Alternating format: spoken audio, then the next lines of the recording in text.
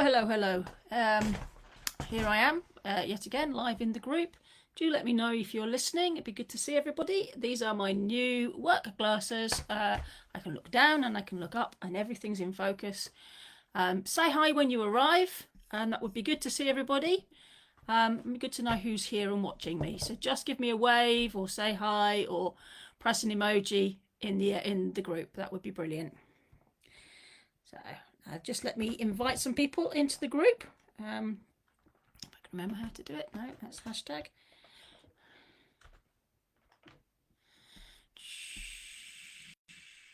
Who shall I invite?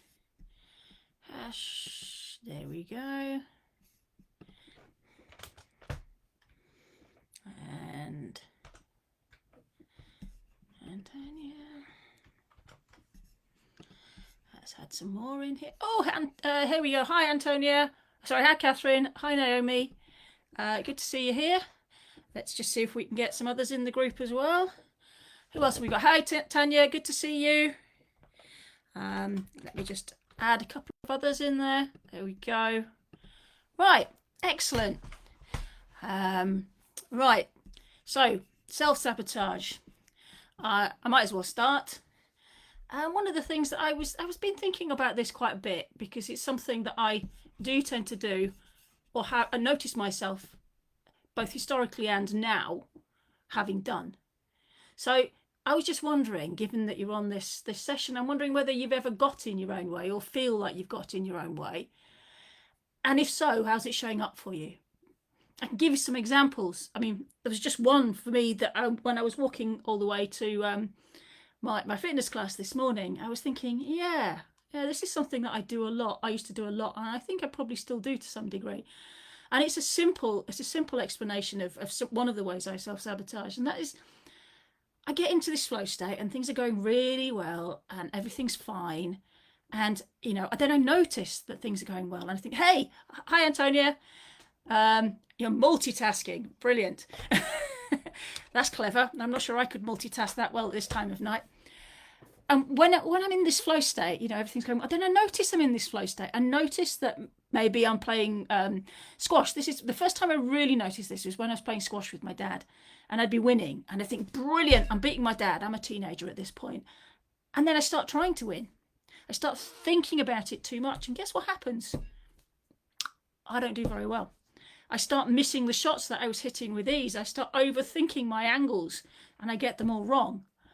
Because I've suddenly stopped doing, I've stopped being in that space. I've stopped being, and I've suddenly started thinking, and I try too hard. So one of my ways that I get in my own way is by trying too hard. And it really affects how I come across. It really affects my energy. Sometimes it comes across as incredible intensity when really it's passion that I'm desperate to try and get across. But it's one of the ways I self-sabotage. Another of the ways I self-sabotage is around my eating habits. I know that I'm not hungry often when I'm eating. I know that it's tiredness, it's stress, it's boredom, can be boredom. It's procrastination to avoid something else. And yet I will search out food because that's my comfort. But it's a sabotage, because then what happens is I start telling myself, why did you do that? What are you doing that for? And I get stuck in this thinking loop. And then I sabotage myself further because I get angry with myself. And when I get angry with myself, I get stressed. So I'm much more likely to eat when I don't need to eat. So these are simple ways that I self-sabotage. Yes, scones. Catherine knows this. I can't avoid a scone. If I see a scone, even if I'm not hungry, I want a scone. They are definitely one of the ways that I self-sabotage myself. And the problem is my head says it's not cake. So it must be better because it doesn't taste as sweet as cake, because my brain doesn't really like sweet stuff that much. Too many meetings at the same time. Antonia, that's certainly a thing in education. I used to find myself with many meetings all the time. Cheese ones. Sue likes cheese scones. I love a cheese scone, I've got to be honest, but I also love a fruit scone. It doesn't matter which. A warmed up cheese scone, fantastic with melting butter on it. Now you're talking. Okay. But these are the ways I self-sabotage myself, and I'm wondering how other people do the self-sabotage, because I'm guessing you're on this video, you notice yourself getting in your own way. And it can be simple things as well. It can be the language we tell ourselves. I need to do this. As soon as we say I need to do this, well, certainly for me, as soon as I'm telling myself I need to do it, there's another part of my body going, yeah, well, if somebody's telling you to do it, you ain't going to do it. Now, I give myself too much to do and then feel like a failure for not doing it all. That is very common, Naomi. I know so many women who find themselves too busy. Another of mine, actually, is deliberately leaving things till the last minute. Now, that fared really well with me, when I was younger, because I fired off that stress and I would still get things done. Come along menopause, and what happens is I can't manage my cortisol levels that well at all. And I still stay in this habit of, oh, I've got that. That's tomorrow. I can do it tomorrow morning. I actually was, the last live I did, I didn't start thinking about it until an hour before the session.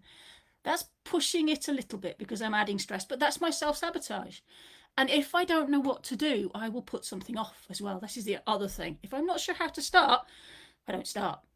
So these are the ways I self-sabotage. Or if I don't think I know what the answer is, I sometimes don't put any answer at all in there. So what else is Naomi saying? Or I can be really good food, drink, exercise-wise for a few days and then mess it all up the next day. So I'm hearing things in this language we're using about ourselves because we're being quite dismissive of ourselves. We're quite angry with ourselves a little bit. And we're sort of saying we're messing it up. And this is part of the problem because we get caught in this, don't we? So, self-sabotage is when our thoughts create behaviours and actions that sabotage our desired intention. So something is going on, it's triggering us. The thing about this and the problem with this is we see the outcome. So we see the being really good with our food and drink and then messing it up. We see that, managing to stick to a diet and then immediately you get to your target weight, putting all that weight back on again. We see the knowing that I need to structure myself and get things done on time, and I do that for a while, and then sabotaging it by doing the whole thing again. That's the surface. That's what we see on the surface. So we know something's going on, but we don't quite know what the thinking is in our head that's making that happen. And so that's one of the biggest problems with self-sabotage. We're often not aware of these thoughts. And sometimes it takes conversations with others to help us get a handle on what those thoughts are. I wonder if any of you have been caught in overthinking. Again, Catherine knows this is me. I will overthink and I will get stuck in thoughts. I certainly have done. I'm working through this and it's something I'm getting much better at. And I've worked with coaches and things to do this. But I will get stuck in my thoughts and I will get stuck in negative thinking. And for example, I'm very good at putting my foot in it. I say things and then think afterwards, why the heck did I say things?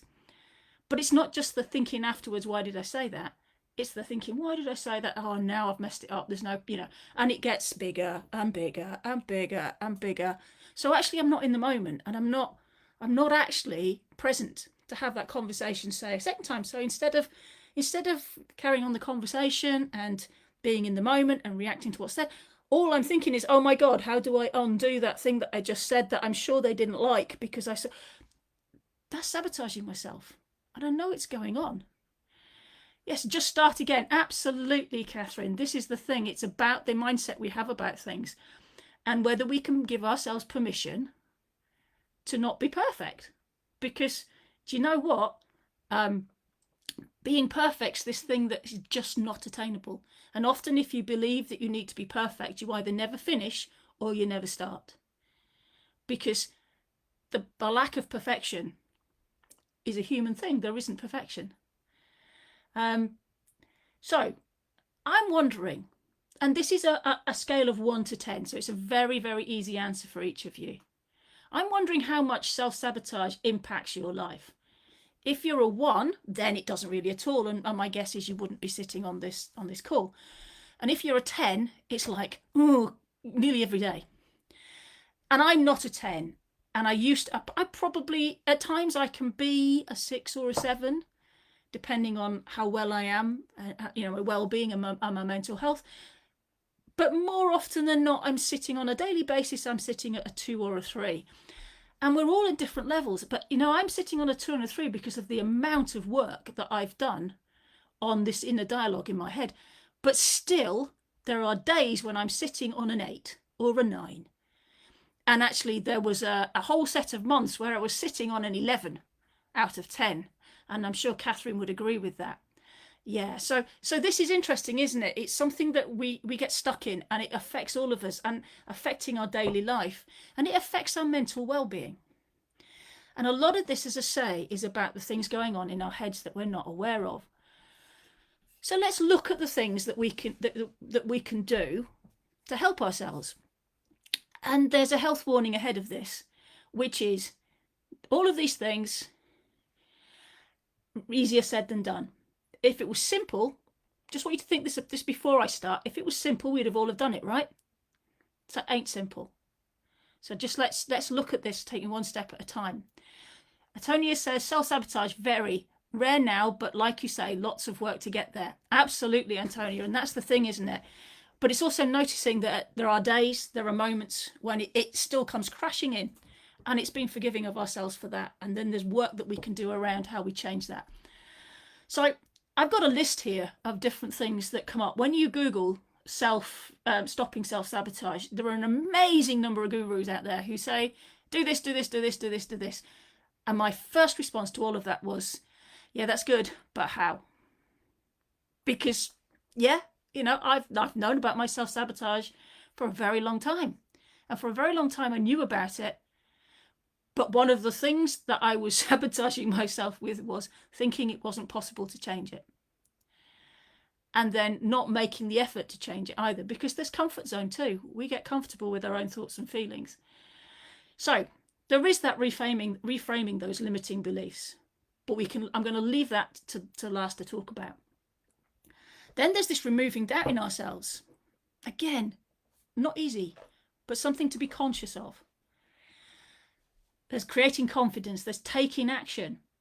So taking the first step is often the hardest. And when I was part of a running group, we used to talk about that first step, stepping out of your door to go and join a run, was the biggest step you take. Because the minute you're there, it gets a lot easier. But getting there is really, really hard, especially when you're not confident and you're very self-conscious. All of those things are really, really hard. So often it's the first step, and we need to think about the first step. How many of us compare ourselves to others? I mean, in this world of social media, it's a nightmare, isn't it? Because, everybody's portraying this perfect world that we don't have. Well, it ain't real. So why, we need to be aware of that. Nobody's perfect. You can see the state of my office behind me, and that's tidy for me. Well, it's not even my mess, it's hubby's. But hey, there we are. And I already touched on this. We can't be perfect. Good enough, not perfect. And another one is the language we use with ourselves. And we often say things like, when I, then I. If it's better weather, then I'll start that. My swim speed to others, yes, comparisons, yes, some things are harder than others, absolutely, Catherine. You do compare your swim speed to others. You need to compare your swim speed to self. I get in if I ever get in the fast lane, I suddenly feel like I can't swim. So I understand that feeling. I'm struggling with self-doubt. I know I'm capable of what I want to do, and the only way I can explain it is a mental block stopping me. Absolutely, Tanya, this is exactly what we all get, this block that's getting in the way. And this is often about these beliefs that we've got built in our brains that we are totally unaware that we've got. So that's really where we're at. And I think I'm going to talk about those first and where those come from, because those seem to be the most relevant thing. So I call them the stories that our brain has got. So whenever you're reacting to situations, whenever action is taken, whenever you've got emotions that come into your body and you have sensations in your body is checking those against a story it's created. And, transactional analysis is one way of looking at this when it comes up with this idea that within each of us is an element of our thinking that comes from the parent figures. And that's not just parents, but parent figures in our lives. And there's an aspect of our thinking and reacting that comes from the child element in us and our experiences of childhood. And then there's a section in the middle, which is the section where we stop and we think. rather than reacting, and the other two are reacting. So this is how we create the dialogue in our brains. We have this kind of life script, which is a transactional analysis term. But the issue with this life script is it's the way our child brain initially made sense of the world around it. So we're talking about a brain of a child 0 to 7, and the way they made sense of the world at that time. Now, if we think about it that way, as a 5-year-old, your understanding of something that is said to you is going to be very different than as an adult. So if as a 5 or 6-year-old, you're told that you need to eat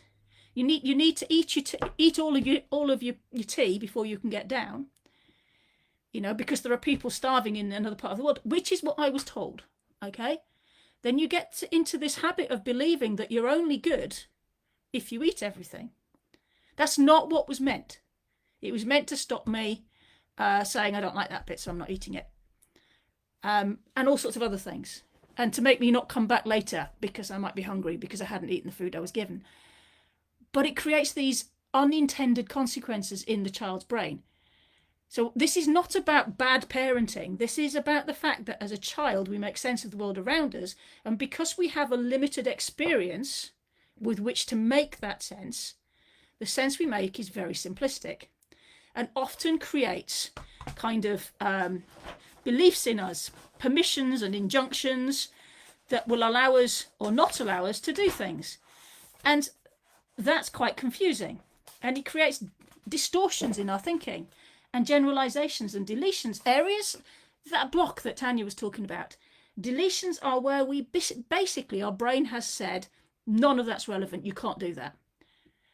And it's there, it's really deep, we don't know it's there. Generalizations might be there. So we might be saying things in our head that says, women don't. Or women do all the work in the house. It's the woman's job to feed, it's the woman's job to clean. Because that's what our brain has made of. But we are actually, when we're saying to ourselves, I need to have a clean and tidy house, I need to do this, this, and this. It's not because we're consciously aware that our brain has decided that it's absorbed this. And it's the same about menopause. We've in this part of the world, we've created this idea that, once you head into menopause, you're heading into the end of your life and you're less useful. And so we've taken that into our brains and we've believed it, and it affects our experiences of menopause. These are generalizations and deletions and distortions of the truth that sit very, very deeply inside our brains. And then there's the surface ones, which are triggers in words, making meaning of words from our beliefs. So we use those distortions and our beliefs that we've built, the set of rules, if you like, that our brain has got to make sense of the world around us. And so, where we start to use words with ourselves. But we know that if you use the same thinking to solve a problem that got you in the problem in the first place, nothing's going to change. So we have to kind of change our thinking, don't we? And that's hard. So, we need to look at the words we use with ourselves, and we need to be aware of what's going on in our brain. But we also need to be compassionate with self. Because if we're sitting there chastising ourselves for sabotaging ourselves, chastising ourselves for just not taking action, chastising ourselves for not cleaning our house, chastising ourselves for leaving it till the last minute to do something, then actually what we're doing is we're playing into this script and we'll carry on those same behaviours. So we have to try and unlock what's going on in our heads to change the behaviours. And we have to do that in several ways. So there are some things that we do in our negative self-talk that we need to recognise and reframe. We need to listen out for the words we use. We need to notice the tone we're using with ourselves. We need to notice the feelings that are coming up and the thoughts that those generate, and vice versa in certain circumstances, and see where we go. So this brings us back to the mindfulness that Fran came in and did with us, because there's a whole load of science that looks at flow state, and I'll talk about that in a minute, when I talked about me being in flow state when I was playing squash and then thinking about it and losing that flow. But the power of mindfulness is forgiveness, first of all. The power of mindfulness is being in the moment. So when we talk about breathing in mindfulness, there's two ways of looking at it. We can be thinking about our breathing and thinking, I'm breathing in, I'm breathing out. Or we can be noticing our breathing. So we're not concentrating on our breathing, we just happen to notice it. And we're in a different state of mind. And I'm wondering, how many of us can do that different? Because it triggers different parts of the brain. So there's a part of the brain, now let me get this word right, because actually I'm not sure about this word, so I need to look it up on my, oh gosh, my screen's gone funny over here now. Behave yourself. Okay, it won't let me. So it's called the, now I have to look it up in my book because my screen won't let me move, which is really annoying. Don't work with technology, that's what they say, isn't it? So it's the, where is it gone? Flow state. Ah, yes. It's the posterior cingulate cortex. Now that sounds fun, doesn't it?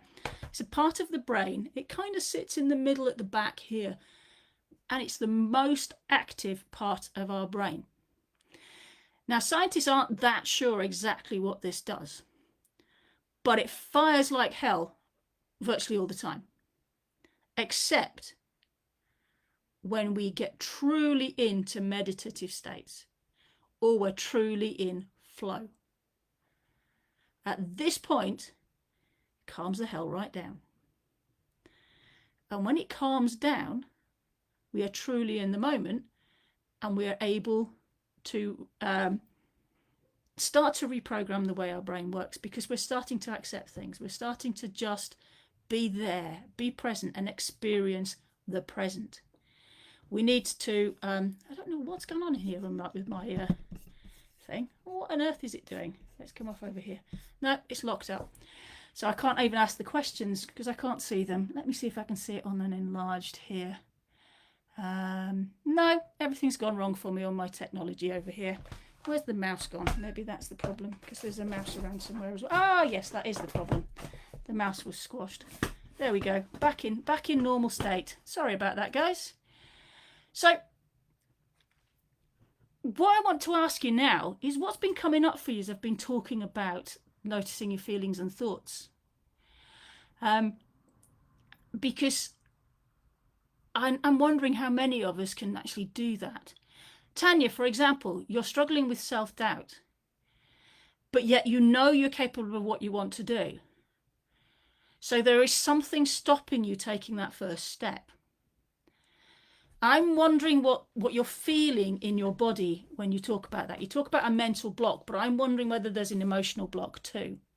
And there's something that's happening in your body that your brain is reacting to that you're not aware of, that's stopping you taking that first step. You believe you can, but something is getting in the way. So I'm wondering whether you can notice, just stop and notice what is going on in your body when you're feeling about, when you're thinking about that. It's like a blank state of mind. Okay, you've got a blank state of mind. I'm wondering whether we should hook up and have a conversation, actually, Tanya, and take this further, because I think I can help you. That's the first thing. But just like if you've got a blank state of mind, it's kind of empty. I'm wondering whether what is actually going on is a fear of what if. It's kind of, if I do this, then what if it doesn't work? What if it? But do you said a blank state of mind, Tanya. I still would like to explore, are there any sensations in your body? Actively listening rather than multitasking. Spiraling for me when it used to happen. I spiral, Antonia, occasionally still. I still notice that sometimes. And it's something that, we do get.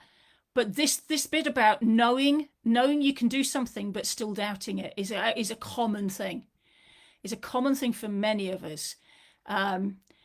Is I love, yes, Antonia's commented on you there. It is really important to try and hook into the sensations in your body. It really is, because those can unlock. And I'm also wondering if you're using any words with yourself, because you're saying here, I know I can do it. I've got a blank state of mind. So it's almost like you're the thought of starting is pushing things out of your head. And so there's a fear there somewhere, and I'm just wondering what's bringing that fear in. And as I say, perhaps we can unlock that by exploring the sensations that are coming up for you, because it's really no feelings. A mental block you can't get. Tanya, I'll send you a link to book in a chat with me, because I think, we can have a little chat and see where we can go with that, because I might be able to unblock it for you in an hour complimentary conversation. So anxiety, just feel anxious. I'm getting help for that, so hopefully things will improve soon. Yes, Natalie, anxiety, and I've struggled with that myself. It's really, really unpleasant. And I think part of my issue with my anxiety was I couldn't stop it. So my brain really wouldn't let me stop it, because this is where my overthinking kicked in. I'm overthinking and I'm anxious, and then I'm thinking because I'm anxious. Oh, it's just a nightmare, and because I couldn't control the situation, it's lack of control for me often has a real panic, because I think in my head there's this narrative that says you have to be in control. It's not okay to be out of control. I think there's a narrative that sits there sometimes. But there are words we need to look out for in the way we talk to ourselves. Can't, won't, don't, need, must, and when I then I.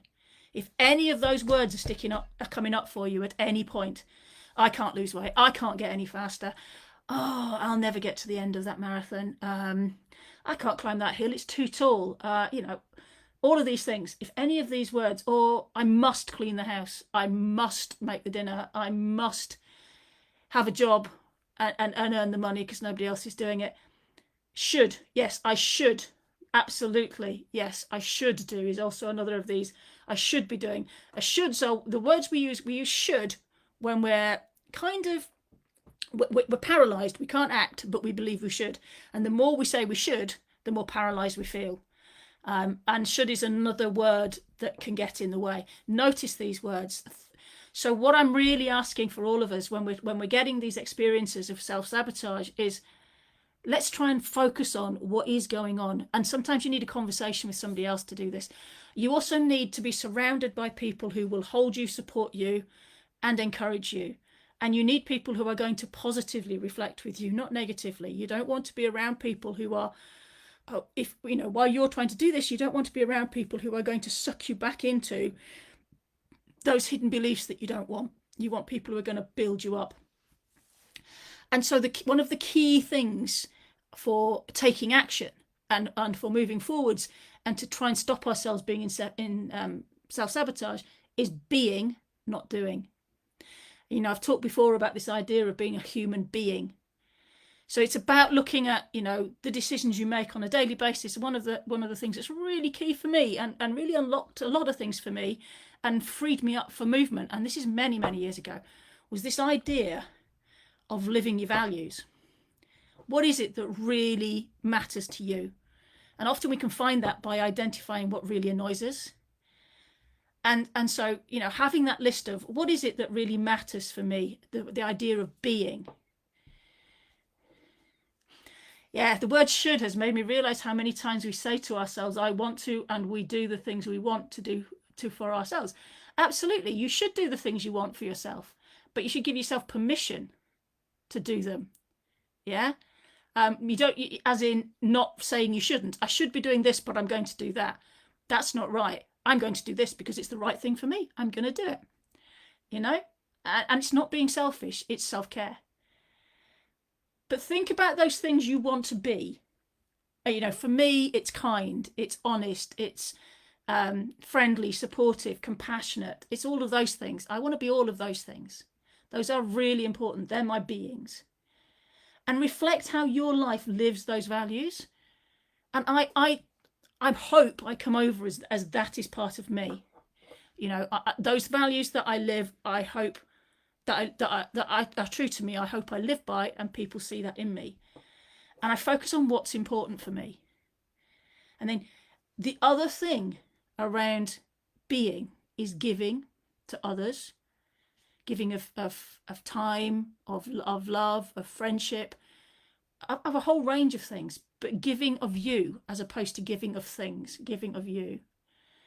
And this idea of conscious engagement in the here and now. So it's like, it's like looking at that picture of a child who's sitting next to the parent, and the child's painting and the parent's on the phone. The child's got an activity, but there's no conscious engagement. And then the opposite is the same activity with the child painting, but the parent sitting next to them and engaging in the parent too, and suggesting colours and things. That's conscious engagement. That's in the moment. And it's very much about being in the here and now and being aware of it, living in our present. And when we live in our present, we're less likely to be worried about the future or the past. That's not what defines us. We can get anxious about the future, the what ifs, but I would argue that those can get in the way. So some of the other things that are really important for self-sabotage, and I'm wondering what's coming up for you again while I'm talking about this, is around creating confidence. If you are not confident, the way to be confident is to act confident. Now that sounds rather strange, doesn't it? But we have to experience the state of being confident. So the only way in order to feel confident, so the only way to experience the state of being confident is to tell ourselves we are. So it's around doing something that we are not that, that might be fearful of, but doing it in a way that says, I can. Not I can't, I can. Fake it till you make it. Absolutely, Catherine. And it's a really important part of how the brain develops. It has to experience something to be able to engage with it and use it as part of its ongoing decision-making process. So you have to do confidence. Thanks, Lawrence. Enjoy your session that you're doing on your speaking. That'd be excellent.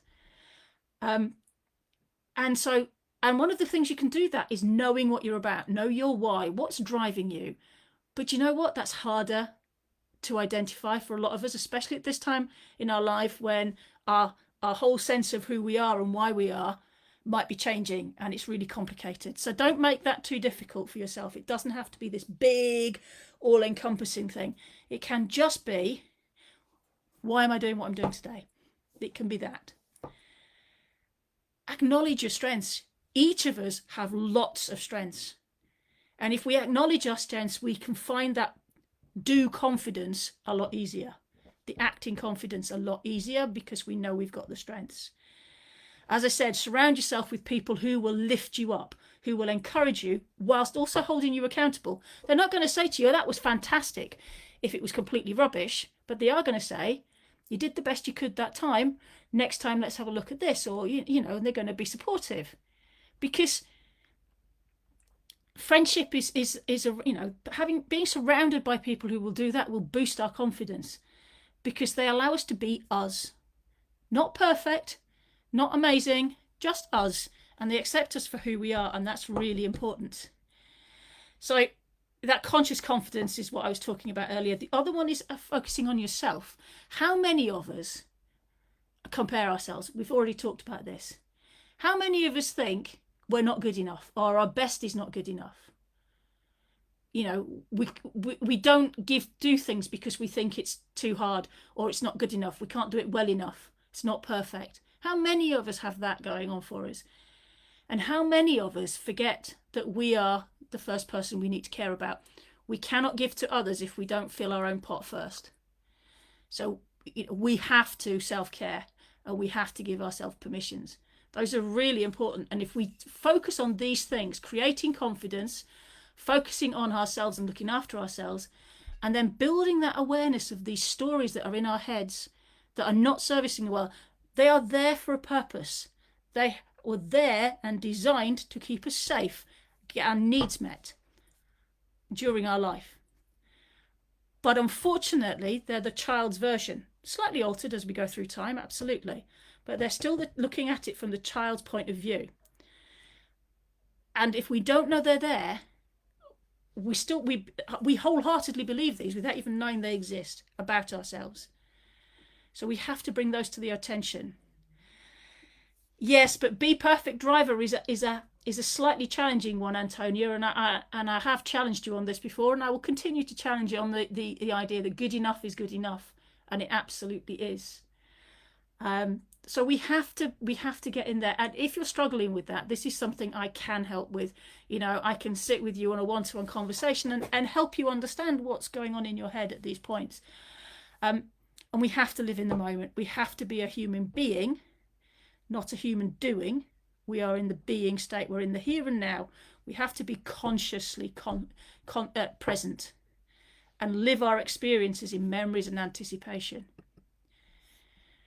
I talked briefly about flow state, and I'm wondering if anybody has ever experienced that. How many people have suddenly found themselves, I don't know, you've set off on a journey and you're almost all the way there and you have no idea how you got there?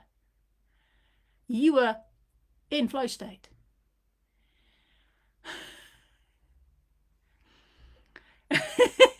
Antonia's challenging me back on the perfect one. Fit for purpose is good enough. Absolutely, Catherine. And the good enough looks different in different scenarios. The problem with Be Perfect is we often don't stop or we don't start. That's when Be Perfect gets a real challenge in the way. I'm going to challenge you on several things. If you notice negative thinking in your brain, if you notice certain thoughts, the must, should, when I, then I, all of need, all of these words, can't, won't, don't, you need to start to reframe them. So, that when I'm thinner, I'll start exercising more, can be reframed as I'm going to do what I can now and up it as I get, as I go. I must clean the house can be the house does need cleaning. It will get done, but I must. It's not I must. The house needs cleaning. It'll get done. Not right now. I need to. What can be need to? I need to lose weight. It would be helpful for me to lose weight. I'm using that because I am overweight. It would be helpful for me to use weight. And I'll take actions. I'll take some little steps that will help me along the way. But I'm taking those need words out of it. I'm taking those. I'm turning negative into a positive affirmation. The other thing around our self-worth and our self-sabotage can be those things around I'm not bright enough. I'm not clever enough. And we need to turn those things around into those affirmations. And I've talked before about positive affirmations. When you want to reframe negative thoughts and thoughts that you're not aware of, you have to practice the opposite in order to make that the unconscious deep thinking that you've got.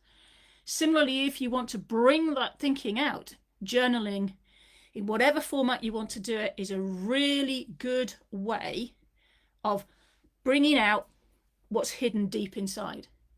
So sitting down and writing down, or I don't know, talking into your phone or whatever works for you about what is going on in your head at that moment is a really good way of visualizing, of getting out there in the real world those things that are going on in here that you have no access to normally.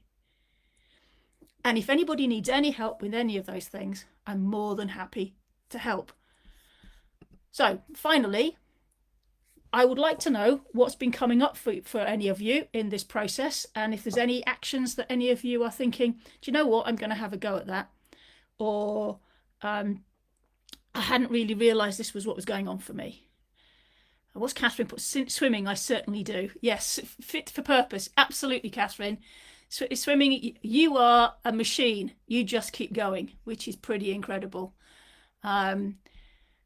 So has this session, first of all, has this helped anybody? Is there anything that's come up for anybody? Please, I will put a link in here to booking a session with me if you'd just like to chat through anything that's coming up. I am LeBron James, that's what coming up. Fair enough. We'll get you swimming yet, Antonia, as well, as well as basketball. Thank you very much for listening, and I will sign off now. Take care, everybody.